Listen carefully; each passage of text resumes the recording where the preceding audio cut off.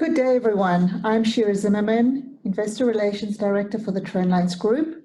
With me today are Steve Rhodes and Todd Dollinger, Chairman and Chief Executive Officers of the Trendlines Group, who will present business updates for shareholders and answer questions at the end of the session. To submit a question at the end, use the question and answer function in the Zoom platform, which can be found at the bottom of your screen, or alternatively, send questions to +972 50 8777 013 via WhatsApp. I'll repeat the number again, +972 50 8777 013 via WhatsApp. Bearing in mind that we only publish financial statements twice a year and not quarterly, we decided to hold this conference call to update on business developments and answer questions that shareholders may have. Today we will be presenting some corporate highlights, information on how COVID-19 has impacted Trendlines and its companies, and we'll close with updates on selected portfolio companies. Please note that this presentation may contain comments that constitute forward-looking statements which involve risks and uncertainties. Examples of forward-looking statements include descriptions regarding the intent, belief, or current expectations of the company or its officers with respect to future results of business operations and financial condition, industry, environment, and future events and plans of the company. Such forward-looking statements are not guarantees of future results, performance, or achievements. Actual results, performance, or achievements of the company may differ from those expressed in the forward-looking statements as a result of various factors, such as known and unknown risks and uncertainties, and assumptions, including those risk factors discussed in Trendline's offer document dated 16th of November 2015, and in the company's filings on the SGXnet, which you're encouraged to review. By their nature, forward-looking statements involve risks and uncertainties because they relate to events and depend on circumstances that may or may not occur in the future. In light of these risks and uncertainties, actual events, results, and developments could differ materially from those expressed or implied by the forward-looking statements. The statements represent the company's or its officers' views only as of the date they are made and should not be relied upon as representing the company's or its officers' views as of any subsequent date. The company does not assume any obligation to update any forward-looking statements. Finally, please note all monetary values cited are in US dollars unless otherwise specified. I will now turn the presentation over to Steve Rhodes, Chairman and CEO of the Trendlines Group. Thank you, Shira. I'd like to start out by talking about some of the key developments during the year in our company and in the portfolio. In April of this year, despite being in the midst of the pandemic, we completed our 9th exit, the $67 million sale of ApiFix to U.S. public company Orthopediatrics. The $67 million share price does not include a future earnout, which is also owed on the transaction. And we'll talk about that more in a couple minutes. We established the Trendlines Agri-Food Fund at the end of 2019 and have announced investments in 3 companies so far this year.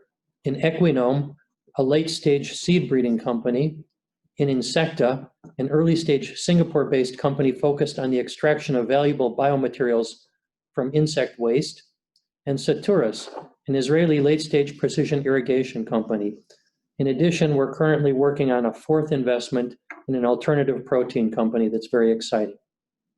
So far this year, we've established 2 new medical portfolio companies. The first, CenterCare, is an Israeli-based company developing an AI-based technology to enable the elderly to age safely at home. The company was established in partnership with the largest home monitoring company in Israel. The second company, STEP, is a Singapore-based company developing a novel medical stapler for use in surgery. In addition, we have 2 more companies in process that should be established before the end of this year. Regarding fundraising for portfolio companies, we've had a record year. So far this year, we've already raised money for 33 portfolio companies, totaling more than $38 million US, remind you that last year we set a record with 22 raises. So we're really off to a great start this year, and we're looking forward to excellent results for our portfolio companies by the end of the year. Trendlines Labs, our in-house innovation business, has expanded its activities with the opening of offices in Singapore and China. Additionally, we opened the Trendlines Medical Shanghai Innovation Center earlier this year. Over the last 13 years, the total value of our portfolio, including cumulative exit proceeds, has consistently increased, reaching $122.9 million as at 30 June of this year. Note, by the way, that the portfolio value that you see here does not include the value of our 11 Singapore-based portfolio companies, which are all consolidated subsidiaries as of today. At the start of the COVID-19 crisis, we implemented plans to first and foremost ensure the safety and health of our employees in Israel, Singapore, and China.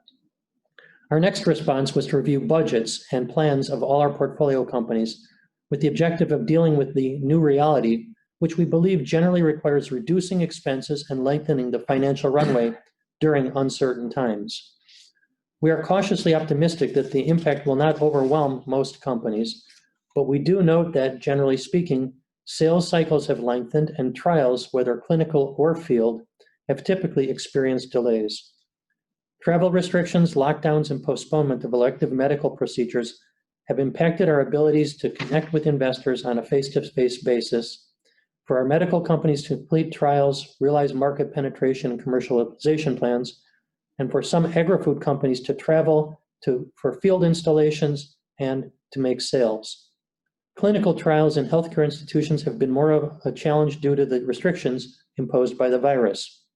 Commercialization efforts for the medical companies have also suffered due to postponements of procedures and the inability of salespeople to enter hospitals and clinics. By quickly adapting to digital and online platforms, some of our ag companies replaced in-person field installations to ensure that plans remain on track. The crisis has demonstrated great need to focus on and strengthen the worldwide healthcare and food systems, notably including food safety and security, reinforcing our basic investment case in these sectors and bolstering interest from investors in medical and agri-food applications. I'll now turn the presentation over to Todd Dollinger, my co-chairman and co-CEO of the Trendlines Group. Thanks, Steve.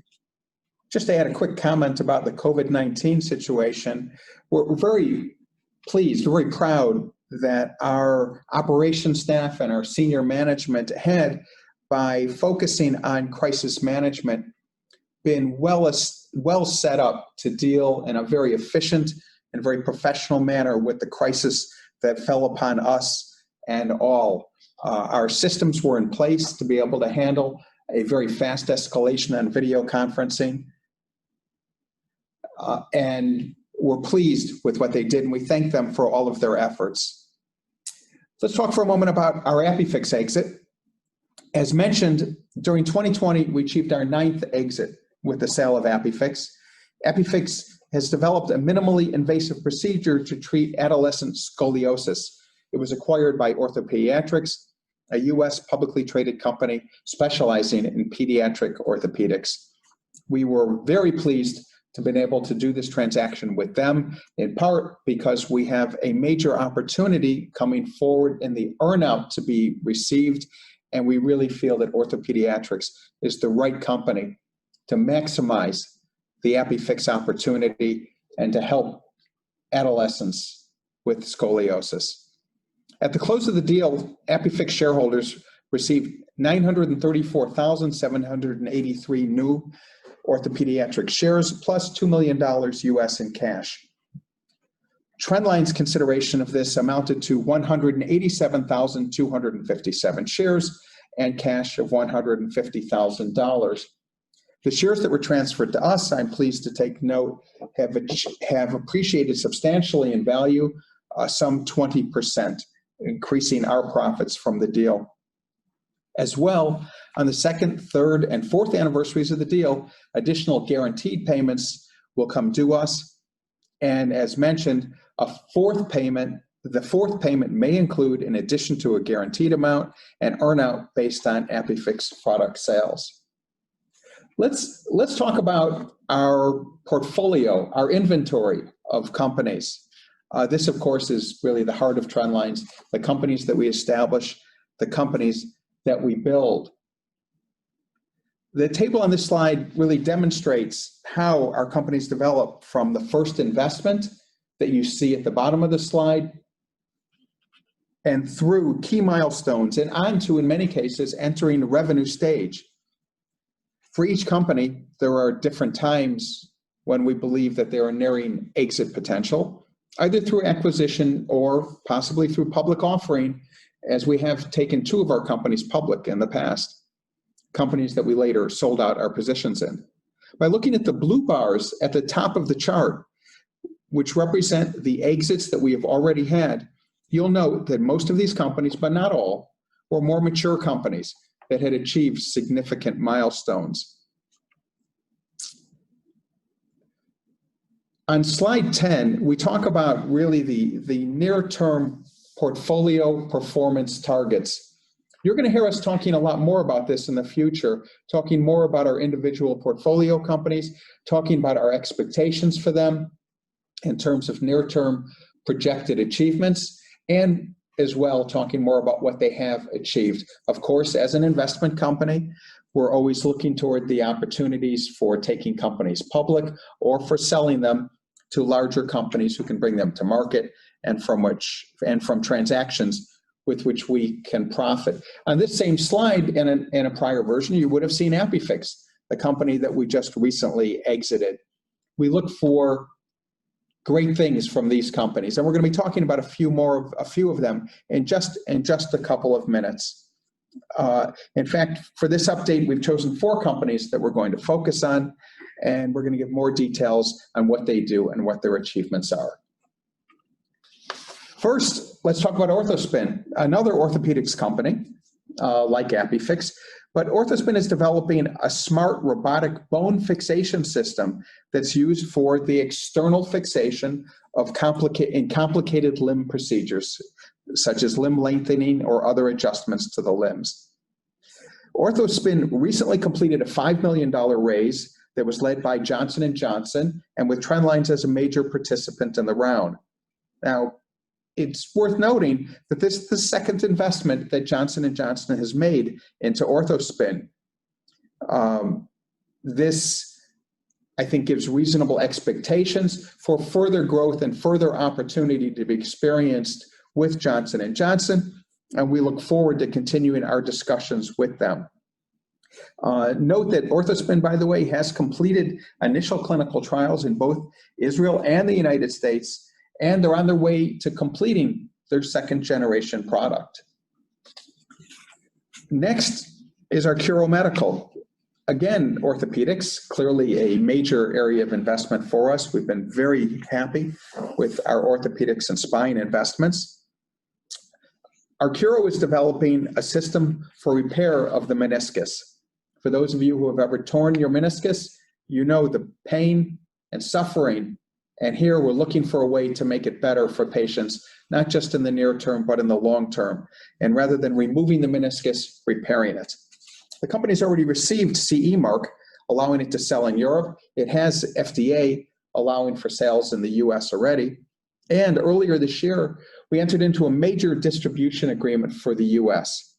And the company's already made its first commercial shipments of products to the States. We completed an additional $2 million raise for the company in July. We look for really important things with our Curo. And with that, I'm going to turn things back to Steve, who's going to talk about a couple more of our companies. Thanks, Todd.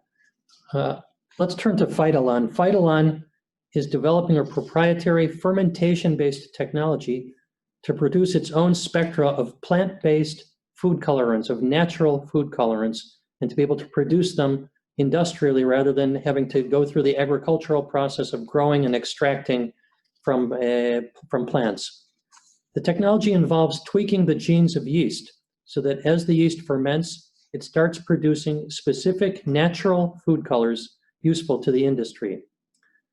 Those colors are identical identical to those that occur in nature, but are more pure and have a more consistent quality than when you derive them from beets or other materials. Their processes are sustainable ecologically and cost-effective. Recently, Phytolon closed a $4.6 million financing from strategic investors and others. It was exciting that the round was actually oversubscribed, and we had to turn away several investors, indicating a very positive signal regarding the company's technology and its future. We also had tremendous interest in the company from the press, and the round was covered extensively here in Israel and around the world. FruitSpec is another of our agri-food tech companies and provides accurate early-stage yield estimation and yield management as a service to farmers and to players all along the supply channel, the value channel, using a vehicle mounted with hyperspectral cameras. After analyzing the images, FruitSpec provides a report with accurate figures such as fruit count, size and weight distribution, and more. In extensive studies and pilots that have been done, FruitSpec's achieved accuracy of between 95 and 99% in terms of prediction of the yield as much as 6 months prior to harvest. This is incredibly valuable data for crucial decision-making all along the value chain, whether it's distributors, packing houses, retailers, and even farmers, long before the fruit is ready to be picked. The pandemic has highlighted that more than ever, our health and our food are essential systems that we need to invest in to ensure well-being and quality of life for all. We remain committed to our investment focus on the medical and agri-food sectors, which we believe can significantly impact our lives and have the potential to create value for all our stakeholders. And now I'm going to turn the mic back to Todd to present some of the questions that we've received. Thanks, Steve. So some of the questions that we received include the following. What's the status of Stomatics GI? Are we on track on the payment schedule? Will there be any changes to the assigned value of the company? Well, the sales of Stomatics product, which is named B1 by the company's acquirer, B. Brown, have been adversely affected by pandemic-related issues with new product introductions this year. We've seen this again and again in hospitals and clinics with challenges of bringing new products forward and with patients coming in for non-essential procedures. The very positive news, and we are in constant contact with B. Brown, is that they are fully committed to the product. They have made a very large investment, not just in acquiring the company from us, but as well in building manufacturing facilities and establishing sales and marketing. So we are confident, we fully expect that we're going to see sales accelerate on the product through the coming years. The next question that was posed to us in advance was, what opportunities does the company see in light of the current COVID-19 situation? And what risks does the company foresee as well? Well, as we mentioned earlier, when we talked about the COVID-19 impact on Trendlines and our portfolio companies, we do see that medical companies at clinical trial or commercialization stages, they must adapt their targets until such time as the healthcare systems are really back to regular functioning and including embracing with more comfort elective procedures. The fact is that our current situation, as we look at it today, with elective procedures and the general situations in hospitals, while it is problematic, it actually is better than we had anticipated in March and April of this year, because hospitals and clinics have actually gone back substantially to elective procedures, and we look forward to advancement with our companies. But it should be noted that overall, while we expect only small losses in near-term sales revenues, in most cases, it's really delays in procedures.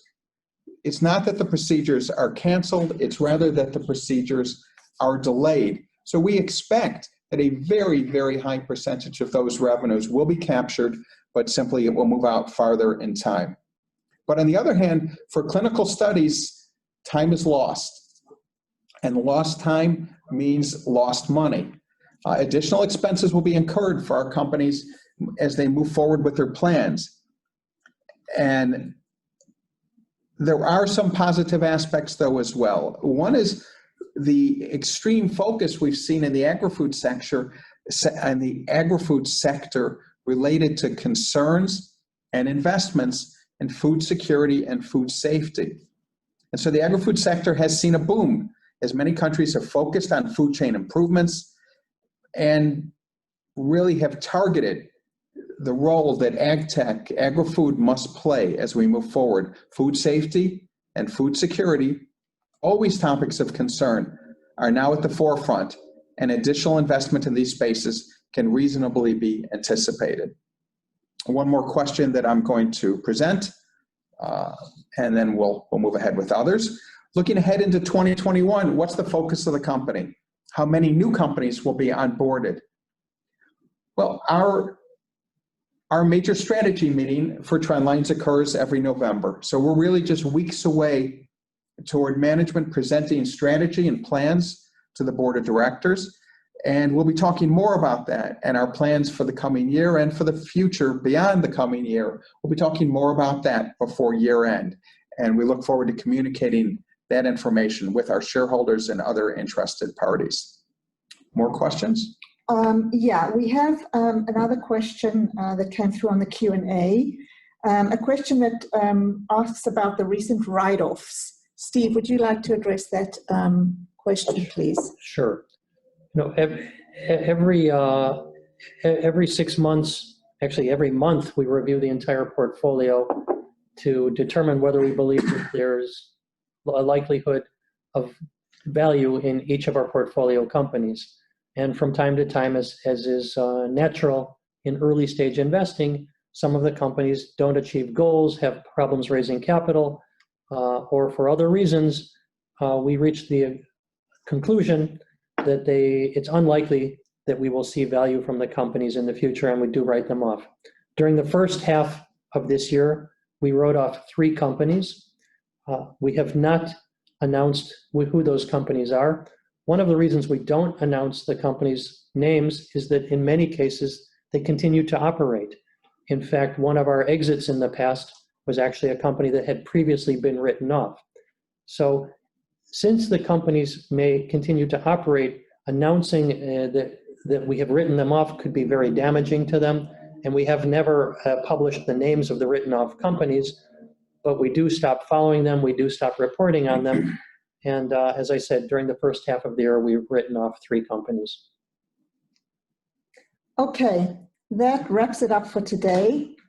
Sorry, there's one more question. Okay, this question is the establishment of the Shanghai Trendlines Labs the same setup as Singapore and Israel? Will there be funding from the Chinese government? I'll hand that over to Todd, please. Thank you, Shara. Trendlines Labs Singapore and Trendlines Labs China, both recent expansions for us, are very exciting. The business model for Trendlines Labs is to take fees from our partner companies, but also to establish royalty streams for the future. The structure in place in Singapore and China are indeed quite similar to Israel, and in both of those countries, we actually have support from the government, both from the Chinese government and from the Singapore government. We really look forward to great things out of Trendlines Labs. I would also add, by the way, and this you can see this on our website now, which Shara and her team have recently updated, is that Trendlines Labs is actually responsible for the establishment of some 13 companies, I think it is, in our incubators. So in addition to their work with multinational corporations in Japan, in the US, in China, and of course in Europe and Israel, in addition to that, they've created some 13 companies that have been established in our incubators in Singapore and Israel. A great contributor. We're very pleased. Okay, next question up. What is the plan for the first tranche of the orthopediatrics shares received through the Apifix exit? Steve, would you like to answer that? This is Todd. I'll just jump in. By the way, perhaps an interesting note for our shareholders about our approach to our portfolio companies is that it's very common that Trendlines has 2 directors in a given portfolio company. Sometimes just 1, but most commonly 2 directors. And for our organizational purposes, one of those Trendlines directors serves as the lead Trendlines director and is mostly about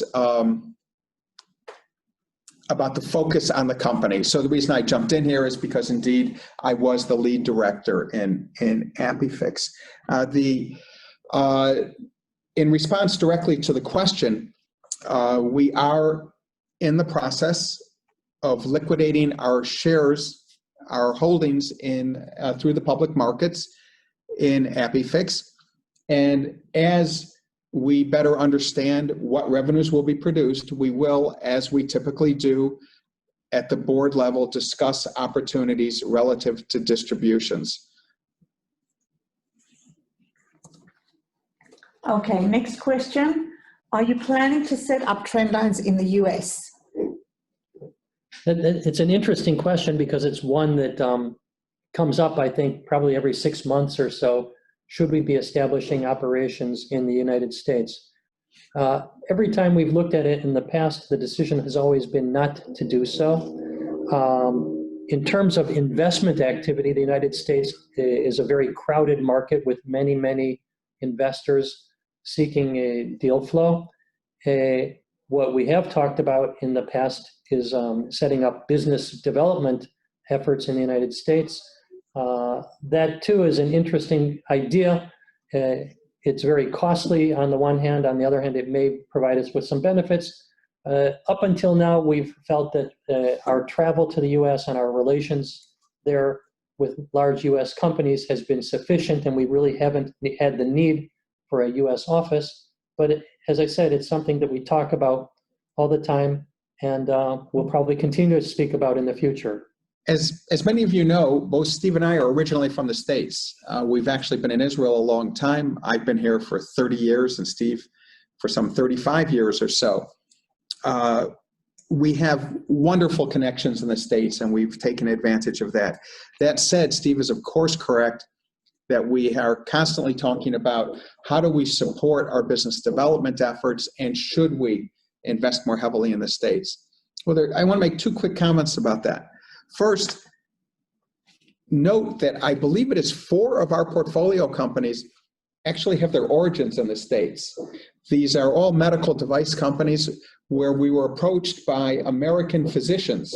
Now, we have established companies in both Israel and Singapore that came to us from American investors. And typically this means that these physicians were referred to us by other American investors, and then we invested in these Americans' inventions, but we did so in Israel and Singapore. My second comment is that we have recently been approached by a governmental body about the possibility of establishing more of a presence in the U.S. with their funding. So that's a conversation that's going to be occurring through the coming months, and then we'll be making a decision as to whether that's a good use of management time and whether we want to cooperate with that governmental unit in that effort. But we're looking forward to the conversation.